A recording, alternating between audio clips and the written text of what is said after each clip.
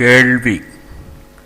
செல்வத்துச் செல்வம் செவிச்செல்வம், அச்செல்வம் செல்வத்துளெல்லாம் தலை. செழுமையான கருத்துக்களை செவி வழியாகப் பெறும் செல்வமே எல்லா செல்வங்களுக்கும் தலையாய செல்வமாகும். செவிக்குணவில்லாத போழு சிறிது வயிற்றுக்கும் ஈழு. செவி வழியாக இன்பம் தரும் உணவு இல்லாத போதே சிறிதளவு உணவு வயிற்றுக்கு தரும் நிலை ஏற்படும். செவியுணவிற்கேள்வி உடையார் அவியுணவின் ஆன்றோரோடொப்பர் நிலத்து. குறைந்த உணவருந்தி நிறைந்த அறிவுடன் விளங்கும் ஆன்றோர்க்கு ஒப்பாக கேள்வி ஞானம் எனும் செவியுணவு அருந்துவோர் எண்ணப்படுவர்.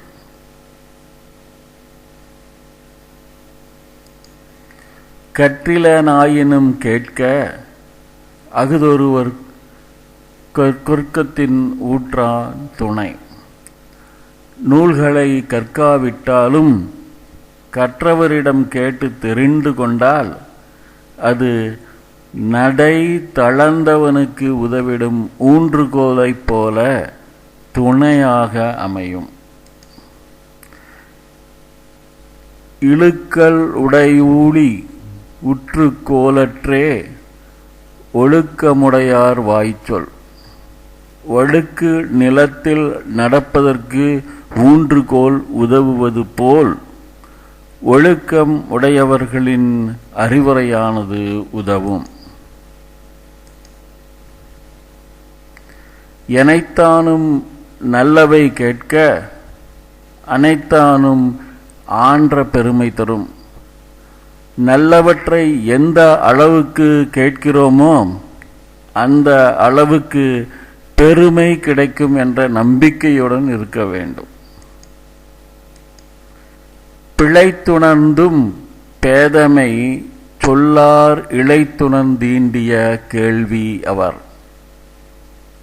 எதையும் நுணுகி ஆராய்வதுடன் கேள்வி அறிவும் உடையவர்கள் சிலவற்றை பற்றி தவறாக உணர்ந்திருந்தாலும் கூட அப்போதும் அறிவற்ற முறையில் பேச மாட்டார்கள். கேட்பினும் கேளாதகையவே கேள்வியால் நோட்கப்படாத செவி. இயற்கையாகவே கேட்கக்கூடிய காதுகளாக இருந்தாலும் அவை நல்லோர் உரைகளை கேட்க மறுத்தால் செவிட்டுக்காதுகள் என்றே கூறப்படும். நுணங்கிய கேள்வியர் அல்லார் வணங்கியலாயின் வாயினர் ஆதல் அரிது. தெளிவான கேள்வியறிவு இல்லாதவர்கள் அடக்கமாக பேசும் அமைதியான பண்புடையவர்களாக இருக்க இயலாது.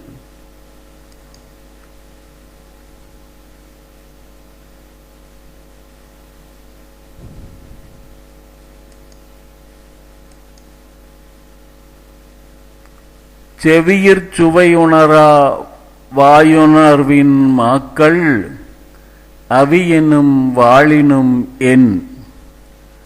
செவிச்சுவை உணராமல் வாயின் சுவைக்காக மட்டுமே வாழும் மக்கள் உயிரோடு இருப்பதும் ஒன்றுதான், இல்லாமற் போவதும் ஒன்றுதான்.